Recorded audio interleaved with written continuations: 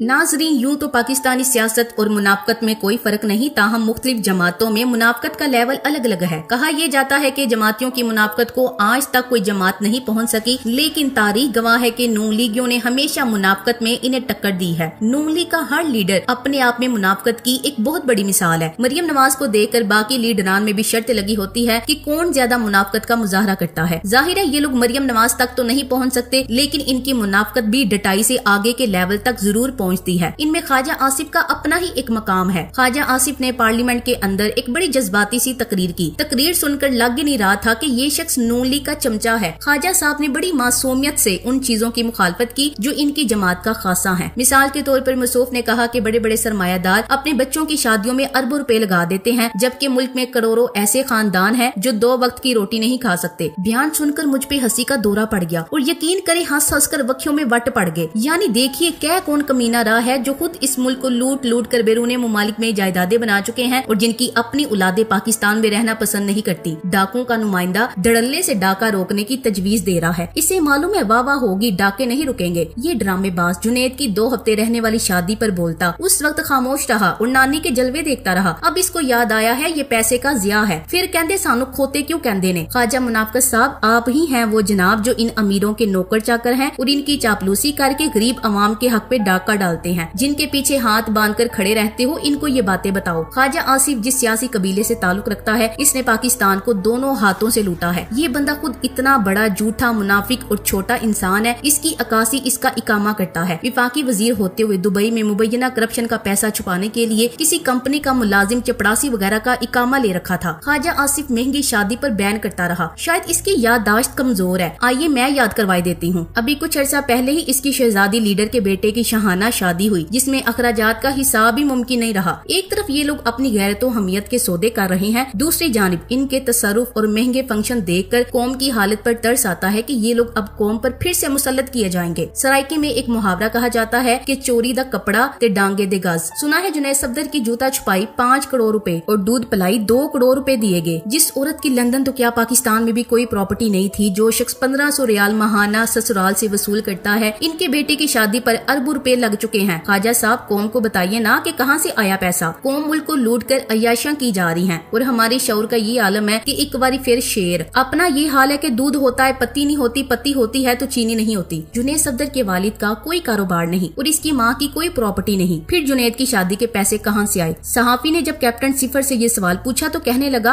हम पीरों फकीरों की औलादें हैं, हमारे घर हर रोज ऐसे ही लंगर चलता है, हमारे मुरीद हमारा खर्चा पूरा करते हैं। जुनैद सफदर की शादी पर करोड़ों अरबों रुपयों का खर्च पीरों फकीरों और मुरीदों ने किया था और इनके सपोर्टर्स भी इस बात पर मुकम्मल यकीन रखते होंगे। और ख्वाजा आसिफ भी पार्लियामेंट में महंगी शादियों की मुखालफत में लेक्चर झाड़ रहा है। अन्नी दियो ए मजाक चल रहा है। ये है पाकिस्तानी सियासत और इनको वोट देने वाले जाहिल लोग जो सब जानबूझ कर नहीं समझना चाहते। ख्वाजा आसिफ की मुनाफकत को देखते हुए इसे ख्वाजा मुनाफकत कहना ज्यादा मुनासिब होगा। ख्वाजा आसिफ ने 2017 में अमरीकी कादियानी कम्युनिटी से आन ऑफिशियल मुलाकात की जब वो वजीर खारजा था। अपने इसी दौरे में ख्वाजा साहब ने ये भी फरमाया था कि हमारी जमात खालिस लिबरल जमात है, जबकि तहरीक इंसाफ इस्लामी जमात है। ओपोजिशन में आकर एक दिन यही बंदा असेंबली में खड़ा होकर कह रहा था कि इमरान खान को खातमुन नबीयीन नहीं कहना आता, इसलिए इसकी मुसलमानियत मशकूक है। डीजली पटवारी ख्वाजा साहब को खत्मे नबूवत का मुजाहिद बनाए फिरते रहे, लेकिन ये कभी भी नहीं पूछा कि ख्वाजा साहब आपने अमेरिका में कादियानी कम्युनिटी से क्यों मुलाकात की थी। इन सियासतदानों का कोई दीन ईमान नहीं है, ये सिर्फ अपने मफाद के भूखे हैं, अपने वोटरों को बेवकूफ बनाते रहते हैं। कल अगर पाकिस्तान पे मुश्किल वक्त आएगा तो ये सबसे पहली फ्लाइट पकड़कर अमेरिका अपनी फैमिली के पास भाग जाएंगे। ये सारे मुनाफिक हैं। 90 की दहाई में ये शख्स मुजाहिदीन की हिमायत किया करता था, लेकिन जब इमरान खान ने पार्लियामेंट फ्लोर पे उसामा बिन लादेन को शहीद करार दिया तो ये फट पड़ा कि दहशतगर्द को क्यों शहीद कहा गया। इस बहस से कता नजर के वजीर आजम ने शहीद का लफ्ज क्यों इस्तेमाल किया था। क्या ये रियासत की पॉलिसी थी या फिर वजीर आजम की इसी सोच का तसलसल जिसमें वो हमेशा इस कत्ल की मजम्मत करते नजर आए। हम ख्वाजा आसिफ की तरफ से दिए गए बयान पे गौर कर लेते हैं। ख्वाजा आसिफ ने असेंबली में चीखते हुए वजीर आजम को मुखातिब किया कि तुमने एक दहशतगर्द को शहीद कैसे डिक्लेयर कर दिया। इन्होंने बड़ी बहादुरी का मुजाहरा करते हुए असेंबली में बिन लादेन को दहशतगर्द करार दिया। काश ख्वाजा आसिफ साहब कराची बलोचिस्तान में कई मासूमों के कातिल और दहशतगर्दों को ट्रेनिंग देने वाले कुलभूषण यादव को भी दहशतगर्द करार देते और इसी तरह असेंबली में चीखते हुए कहते कि वजीर आजम नवाज शरीफ साहब आप इसे दहशतगर्द कहने से क्यों हिचकिचा रहे हैं। काश ख्वाजा आसिफ सैकड़ों लोगों के कातिल उजैर बलोच को असेंबली फ्लोर पे इसी तरह चीखते हुए दहशतगर्द कहते। काश ख्वाजा आसिफ में इतनी जुर्रत होती कि वो मुल्क की सलामती पे जरब लगाने वाले वाले, पाक फौज पे हमले करने वाले, पाकिस्तान के झंडे को आग लगाने वाले, पाकिस्तान मुर्दाबाद का नारा लगाने वाले सिक्योरिटी फोर्सेस के कातिलों पीटीएम को इसी लहजे में दहशतगर्द कह सकते। काश कश्मीर में जुल्मो सितम, गोल्डन टेम्पल पे टैंकों से हमले, गुजरात में मुसलमानों को जिंदा जलाने और भारत की रियासती दहशतगर्दी पे ख्वाजा आसिफ असेंबली फ्लोर पे इसी तरह चीखते हुए भारत को दुनिया का एक दहशतगर्द मुल्क कहते और अपने वजीर आजम से मुतालबा करते कि वो इन्हें दहशतगर्द कहें। काश ख्वाजा आसिफ लाखों फलस्तीनियों के कातिल इसराइल को दहशतगर्द कहने की हिम्मत कर सकते। काश